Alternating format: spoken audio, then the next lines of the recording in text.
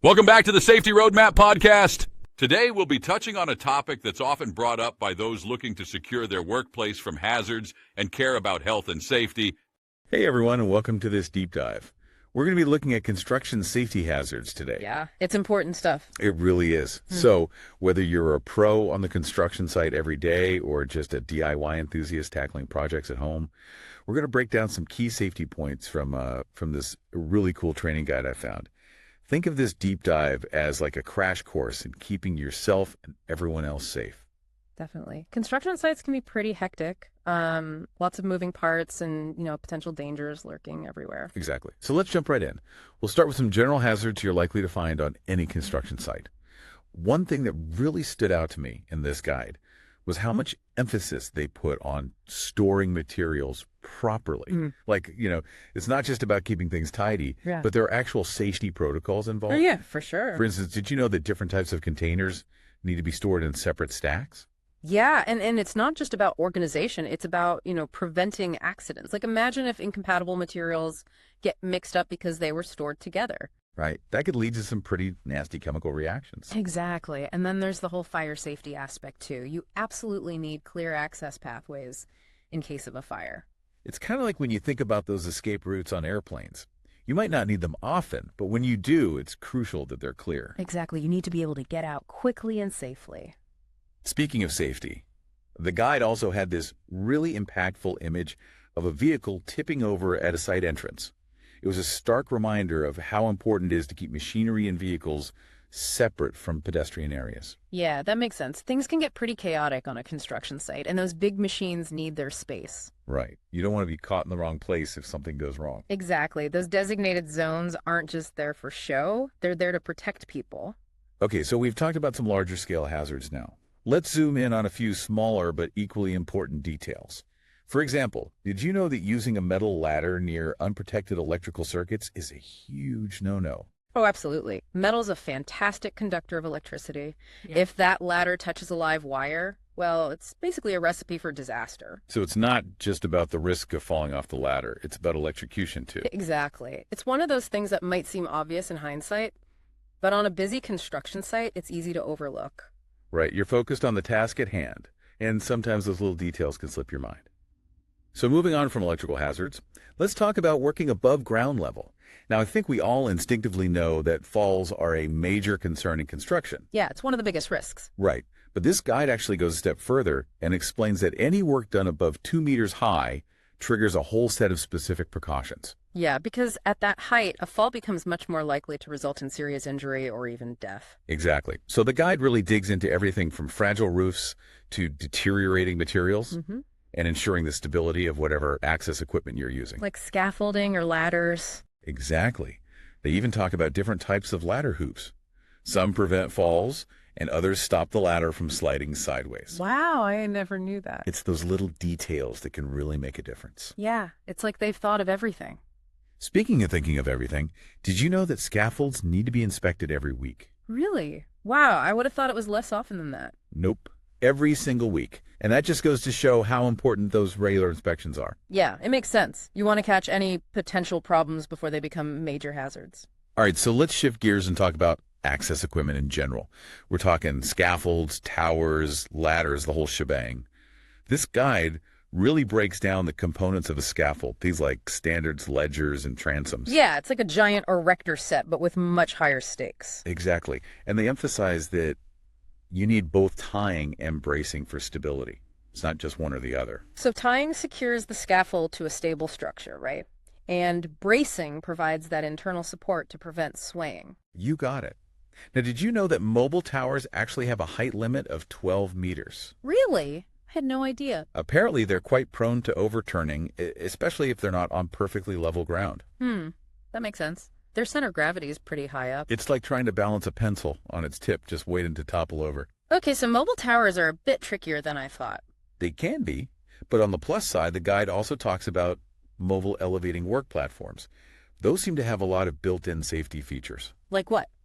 Well, they require firm ground clearance barriers, edge protection, and even have controls right inside the cradle. So it's like layers of protection. Exactly.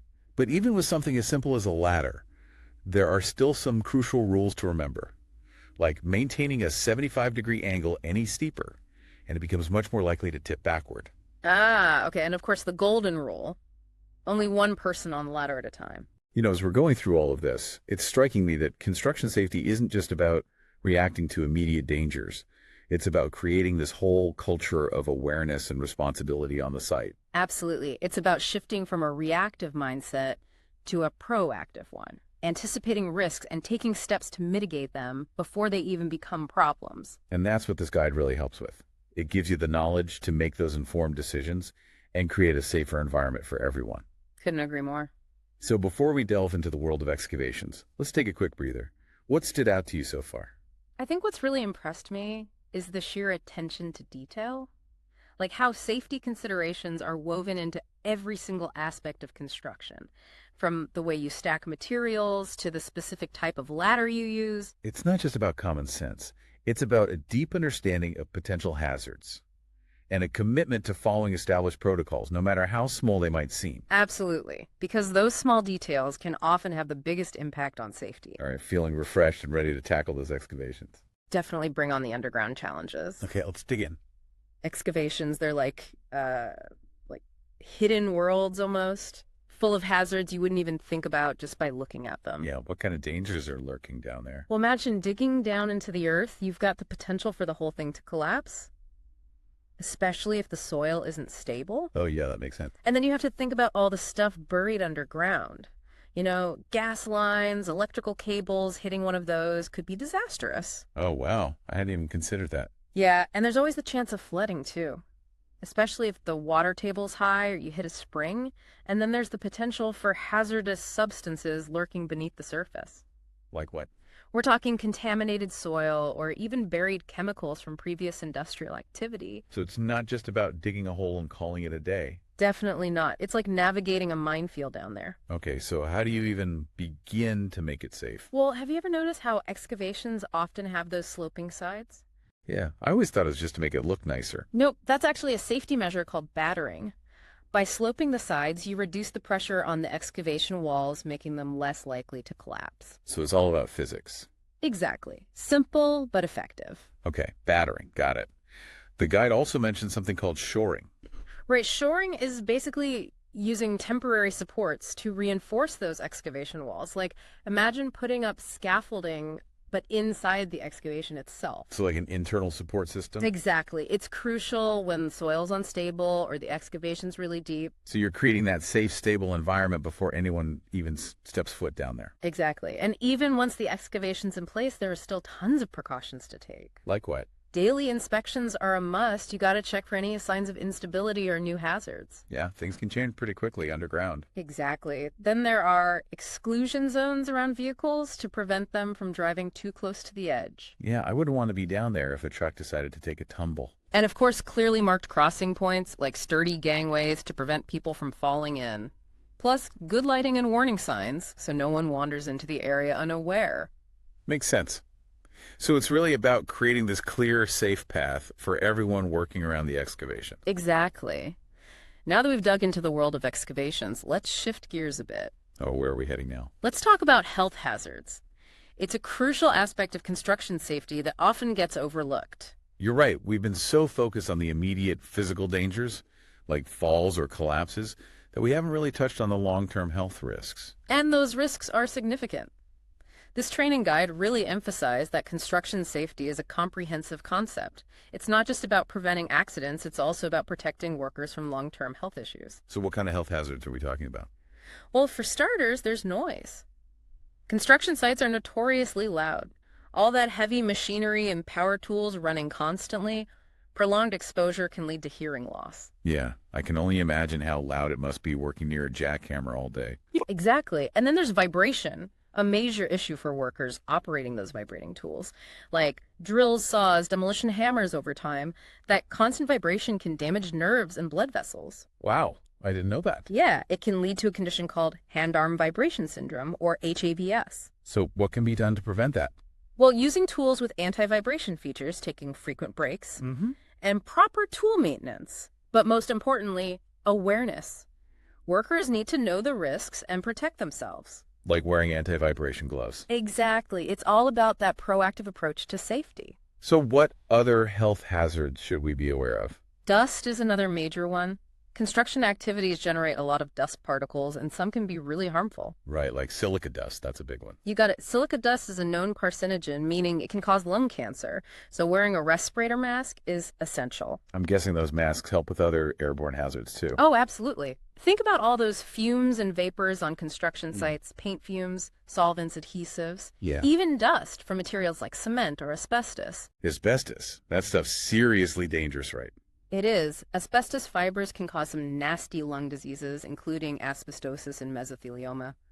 Luckily, it's banned or heavily regulated in many countries, but it's still found in older buildings.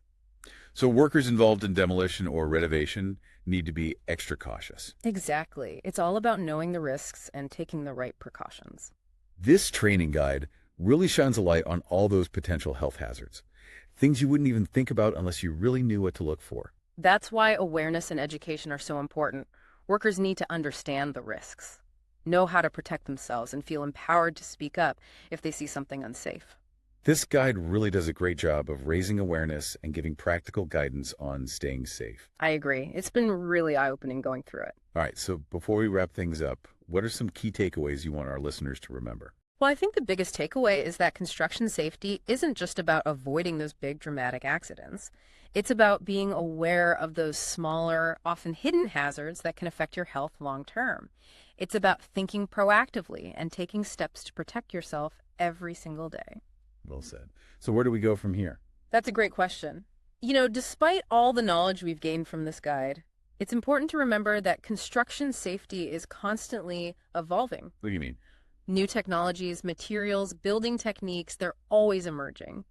And with those advancements come new potential hazards and safety considerations. So it's not enough to just learn the basics you need to stay up to date. Exactly. That's why it's so important to be curious, keep learning, and never stop asking questions. That's great advice for our listeners. Mhm. Before we send them off on their learning adventures, maybe we should recap some of the most important things we've learned today. Absolutely. Let's give them some concrete points to remember and maybe some thought-provoking questions to ponder. Sounds good.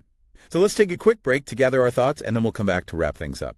Okay, so we're back and ready to wrap up this deep dive into construction safety. I don't know about you, but I'm feeling like a bit of a construction safety expert now. Yeah, well, maybe not an expert, but definitely more aware of all the things that go into keeping a construction site safe. Yeah. So much more than I ever realized before. It's like when you see a construction site, you kind of just see the big picture. But this training guide really helped us zoom in on all those tiny details. Absolutely. It's those little details that can make all the difference, right? For sure. Like, remember that thing about storing materials separately? Oh, yeah.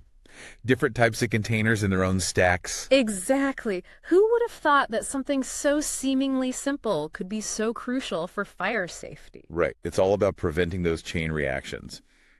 One little mistake leading to a bigger disaster. And then there was that whole thing about ladder angles. 75 degrees.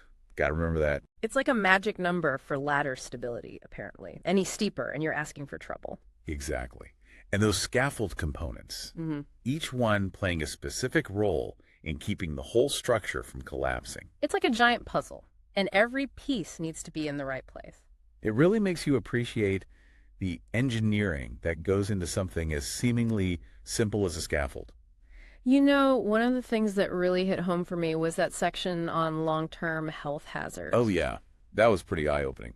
Construction work isn't just about avoiding those immediate dangers. It's also about protecting yourself from things that could cause problems down the road. Right. Noise, vibration, dust, all those things can have a cumulative effect on your health if you're not careful.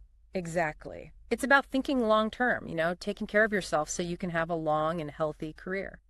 So as we wrap up this deep dive, what's the one big message we want our listeners to walk away with? Well, I think the most important thing to remember is that construction safety is a journey, not a destination.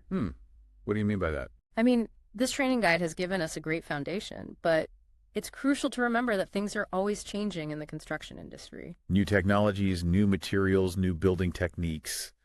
It's a constantly evolving field. Exactly. So while it's important to learn the basics, it's equally important to stay curious, to keep learning, and to always be on the lookout for new information. It's like you can never be too safe, right? There's always something more to learn. And that's the beauty of it. Every day is a chance to expand your knowledge and make the construction industry a little bit safer. Well said. So for all our listeners out there, remember to stay curious, stay safe, and keep building a better world. And never stop asking questions.